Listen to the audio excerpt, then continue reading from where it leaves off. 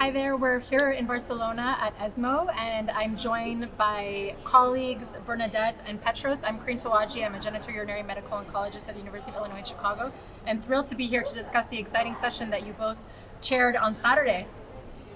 Thank you so much for having us. I'm really super excited to be here as well. I'm Petros Grivas. I'm in Seattle, United States. It's Yes. exciting to be here with Karine and Bernadett. What a great ESMO 2024. Amazing data sets, great exciting discussions. Yes, it's been a great meeting so far. So I would love to hear from you both, because you talked about this in your session. What are some tissue and circulating based biomarkers that you're excited about in urothelial carcinoma? Thank you so much. That's a great question and also very complex. I think the biggest excitement is around liquid biopsy and especially circulating tumor DNA that we have been using mostly in the adjuvant clinical trial setting. However, we know that it has applications in the metastatic setting in terms of tracking disease and response to therapy. So really that's one of the most exciting fields currently, and we are definitely going to be incorporating all of these assays into standard clinical practice, hopefully very soon. It's very exciting, as Bernadett mentioned, we have ctDNA. I think it's the most promising biomarker in urothelial carcinoma. Yes, the most dynamic biomarker, isn't it? Absolutely, dynamic is the right word. Right. And I think that dynamic factor is important. We saw data from the Tombola trial today. This morning, right? And we see that if you track ctDNA, you might see patients who remain negative, ctDNA negative. Right. They have a great prognosis. Right. It's a strong prognostic biomarker. Absolutely. And the big question in my mind is it going to be predictive? Right. Are we going to confirm the data which are hypothesis generating from the INVIGO 010? We published in Nature and we saw that potentially, hypothesis, if you're ctDNA positive, you may benefit from Atezo, yes or no, and the answer will come from the INVIGO 011 trial. Exactly.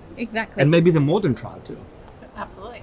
It's exciting to see the progress in the field, Bernadett and Karine. Yeah.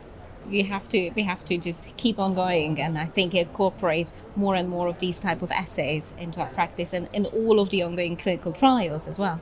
Absolutely. And it's been exciting to see a realm of targeted therapies in urothelial carcinoma. Are there any combination or novel therapies in bladder cancer that you are excited about? So obviously, EMA has just recently approved enfortumab vedotin plus pembrolizumab in the frontline metastatic urothelial carcinoma setting. So that's really, really exciting. Yeah. So that it's finally coming to us, to Europe as well, and hopefully we can implement this and give the chance to our patients to receive this very potent drug. So I'm very excited about that.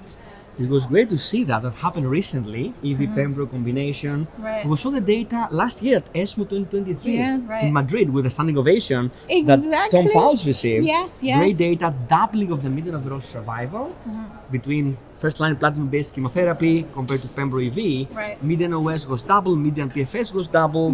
The hazard ratio for overall survival was 0.47, favoring Pembro EV, and we had the approval in the United States in December 2023 with Pembro EV, regardless of cisplatin eligibility.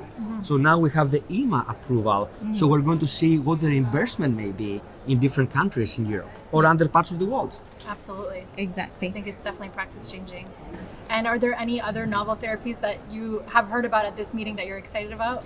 Now, obviously, there are also other newer ADCs, and we have seen the data about disitamab vedotin in combination with pembrolizumab that also look very, very promising, and it is currently being tested in a very large study. So hopefully, we will see some more data on that very soon. I agree with Bernadett. We saw data from Madgalski with disitamab vedotin, antibody drug conjugate against HER2, plus pembrolizumab, very promising response rates. And there is an ongoing phase 3 trial looking at disitamab vedotin plus pembro compared to chemo followed by Velma maintenance, which is ongoing right now. It's hard to accrue in the US because of the availability of EV pembro. Of course. But it's accruing mostly ex-US. Right. And I think that will be an important trial to see whether we may have another strong potent doublet.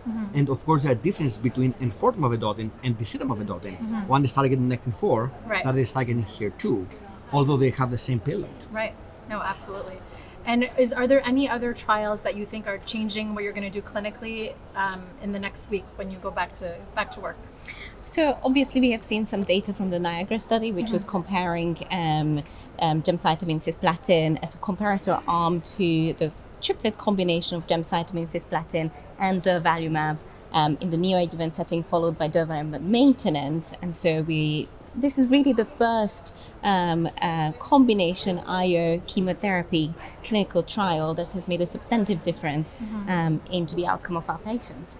I agree completely with Bernadett and Karine. You know, we saw the Niagara data yesterday in the Presidential Symposium. Yes. Very exciting time. Yes. Yes. Tom Powell's presented this first trial, as you pointed out, Bernadette, that looks at checkpoint inhibitor in the neoadjuvant or adjuvant setting. Right. And that showed a clear overall survival benefit. So the design, as you said, is GemCis alone, neoadjuvantly, or GemCis plus durvalumab, 4 cycles in the neoadjuvant phase, and then 8 monthly doses of durvalumab in the adjuvant setting, perioperative, like a sandwich approach. Significant event-free survival and overall survival benefit with the addition of durvalumab to GemCis. And the toxicity showed that there was no significant difference between the two arms. So the addition of durvalumab in the neoadjuvant GemCis did not compromise the ability of patients to get curative intent radical surgery. So I think, as you said, Bernadette, is practice changing. So going to the clinic tomorrow, I think we may have discussions with our colleagues, and we should have those, and say that we have to use GemCis durvalumab as a new standard of care in patients who are fit enough to get cisplatin and checkpoint inhibition in the neoadjuvant setting.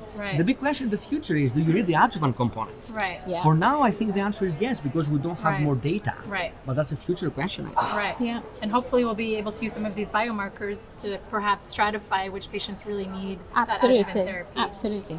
Totally agree. I think the biomarkers that we discussed, you did a great job in the session.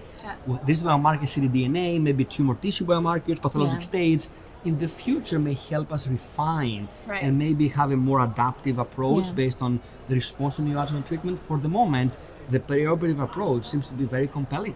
Exactly. Absolutely. And probably we're going to use, a combination of biomarkers. So let it be, circulating tumor DNA, urinary tumor DNA, tissue-based biomarkers. This is all going to come into play. Yes, absolutely. And we need trials to validate the utility of those biomarkers. Yes, absolutely. The future is exciting.